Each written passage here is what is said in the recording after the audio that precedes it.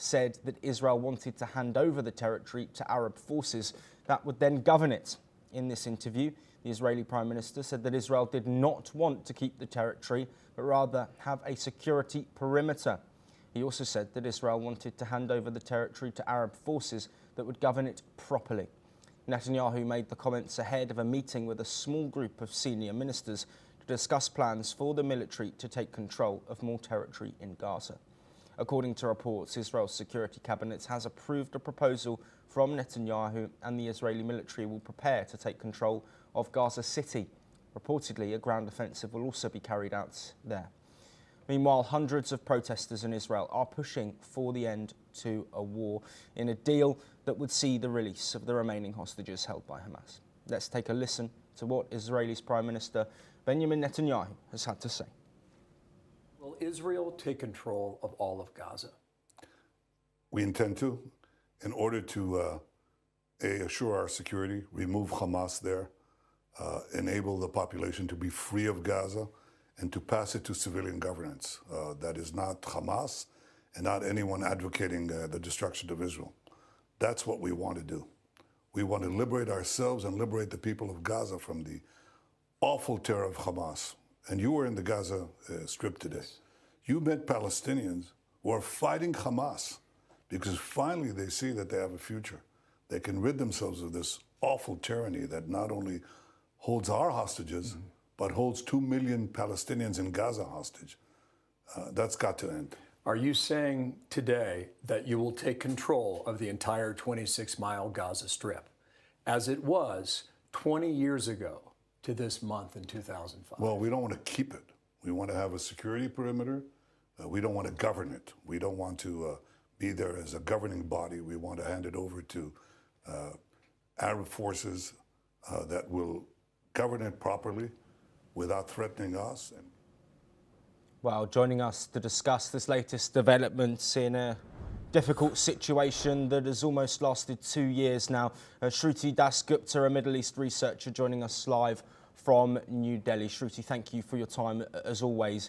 Let's look at this confirmation now from Israeli Prime Minister Benjamin Netanyahu that Israel does intend to take full military control of Gaza. Questions being raised with protests around hostages, looking for an end to the war. Is Israel more divided than ever over this situation? Greetings. Thank you so much for inviting me. And you're completely right in saying that Israel is divided. The IDF themselves have said that such a ground offensive, as well as an outright declaration of occupation, even for a short while, would risk the lives of the remaining hostages and put Hamas in a corner, which out of which maybe Hamas will not survive, but neither will the hostages. So the people of Israel want their people first, Israelis first. They want the hostages out. And Netanyahu is unable to secure a ceasefire, and the Hamas is unable to come to the talking table with clean intent. And this is exactly what has resulted in the pause since, I think, about 2 or 3 months ago, where the 6 weeks pause was then violated. So there has been no exchange of hostages up till now, and the Gazans are being held hostage in the name of aid by Hamas and Israel. And we find ourselves at a situation where now Israel is ready to walk into the military force, and the IDF themselves are saying that the hostages will be at risk and probably not survive such an offensive. Yes, Shruti, we're just showing a headline on screen. Netanyahu saying we don't want to keep Gaza. Do you believe him? I don't believe him. I think keeping Gaza would be would send a very bad message across the world and would invite sanctions and condemnations more than what Israel is already facing or is yet to face. And beyond that, Jews and Israelis are facing a lot of flack, hate, across the world. You are seeing people confront Jews on the streets. You're seeing people harass them for their faith just because of this Gaza conflict. So if he does keep control, governmental control, or even military control of that region, people and Jews specifically across the world would face a lot of negative emotions and aggressions of people who do support Hamas or even Palestine, or the cause of Palestine.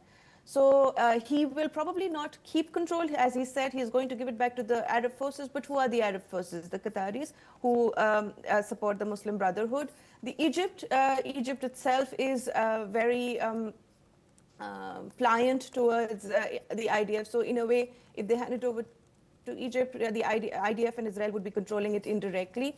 Until unless the US and Saudi, which will step into this particular equation, I would find it difficult to believe which Arab forces there, because Qatar as a Arab force would not be good news for Gaza or even Israel. Yeah, Shruti, do stay with us because we're now going to move on and look at